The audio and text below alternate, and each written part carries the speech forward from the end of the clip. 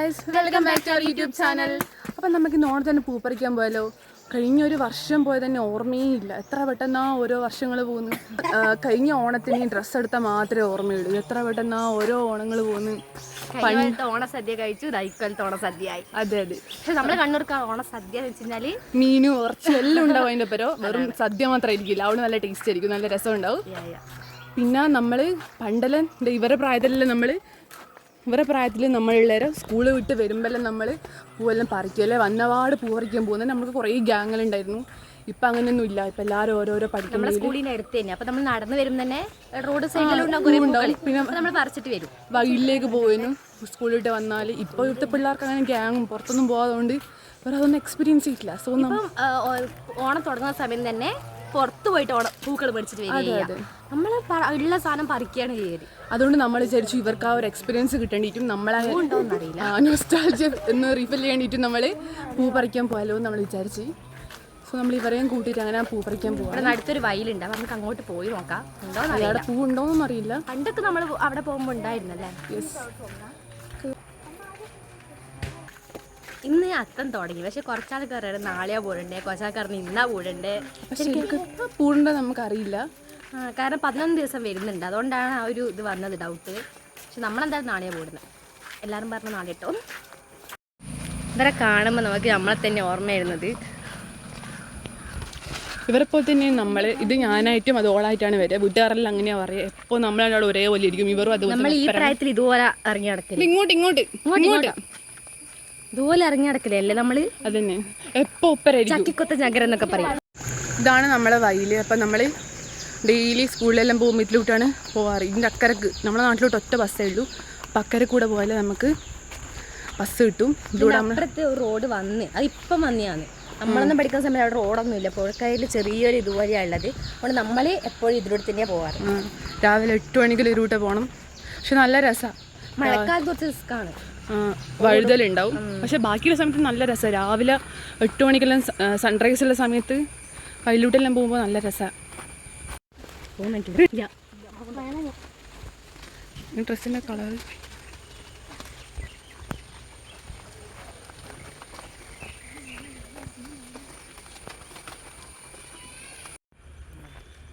ഇതാണ് നമ്മളെ പുഴ.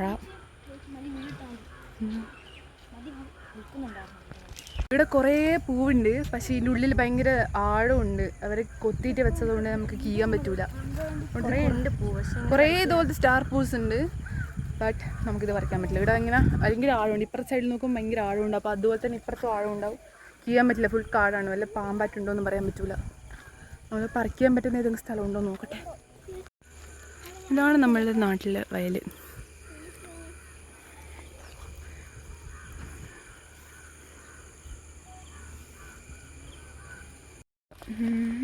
നമ്മളെ നാട്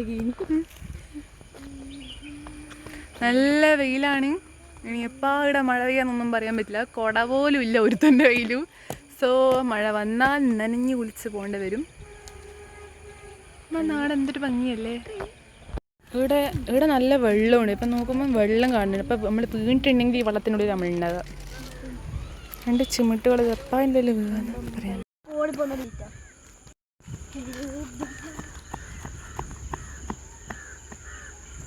ഇവിടെ കുറേ പൂവുണ്ട്, പക്ഷെ നമുക്ക് പറിക്കാൻ പറ്റുന്നത് ഇത്ര പൂവേ നമുക്ക് പറിക്കാൻ ഇവിടെ കിട്ടിയിട്ടുള്ളൂ.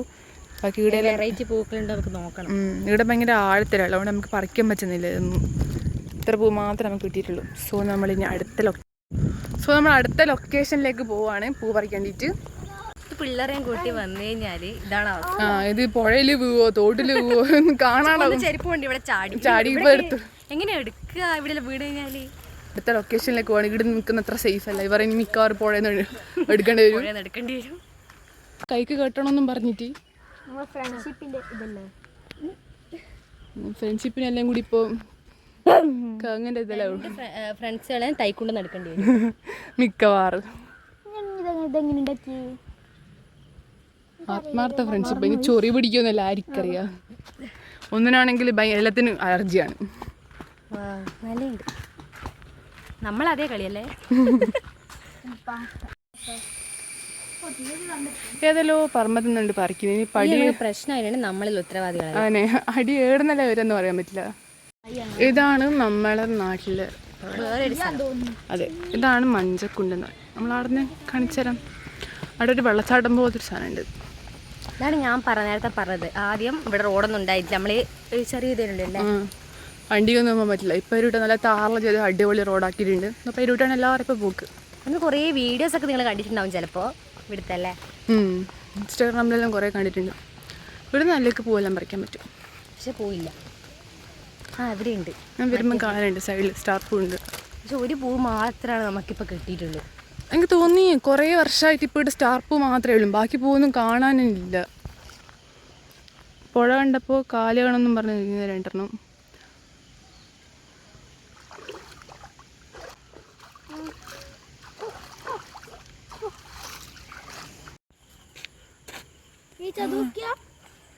അവിടെ കണ്ട കേസ് നല്ല മേഘം അന്ന് പൊട്ടിയിട്ട് പുക ഇങ്ങനെ വരുന്ന പോലില്ലേ, അഗ്നി മുട്ടിയതാ.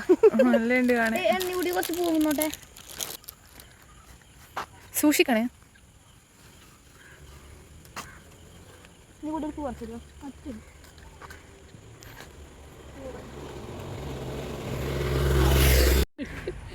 മതി മതി.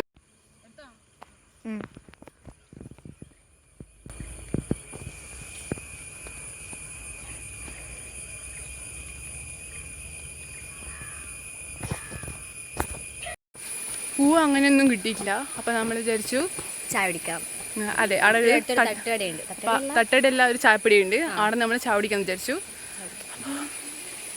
വെയിൽ കൊണ്ട് ടാൻ അടിച്ചിട്ടൊരു അവസ്ഥയായിട്ടുണ്ട്. ചായ കുടിക്കാം.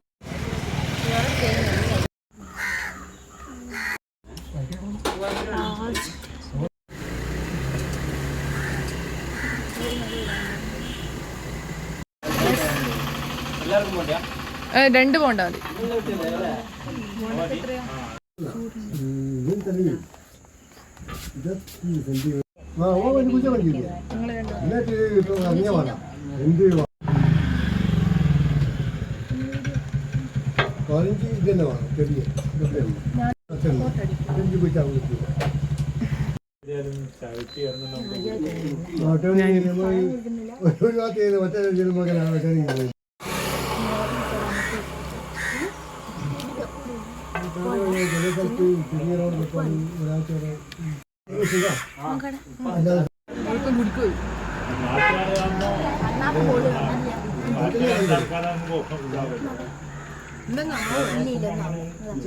നല്ല വേദെടുത്തിട്ട്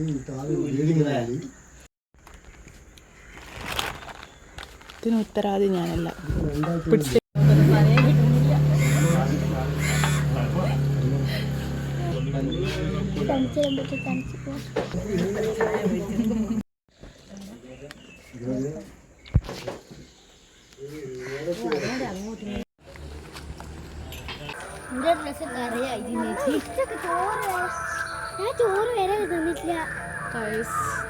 അപ്പോൾ സന്ധ്യ ആവാറായി. നമ്മളിതാ ഇത്രയും പൂ പറിച്ചിട്ടുണ്ട്. അപ്പോൾ ഇന്നത്തേക്ക് നാളെയുടെ എത്ര തന്നെ മതിയായിരിക്കും. നമ്മളിത് കഴിഞ്ഞിട്ട് ചായയെല്ലാം കുടിച്ച്, പൂ കുറേ പറിച്ചിന് വലിയ നമ്മൾ ചായ മാത്രം അങ്ങനെ ചായയെല്ലാം കുടിച്ച് നമ്മളെന്നെ വീട്ടിലേക്ക് പോകണം. കാരണം സന്ധ്യയായി. നമ്മളിപ്പോൾ വിളി തുടങ്ങും. എന്താ വീട്ടിലേക്ക് വീണ്ടും വരുന്നതായിരിക്കും. അപ്പം അതുവരെയും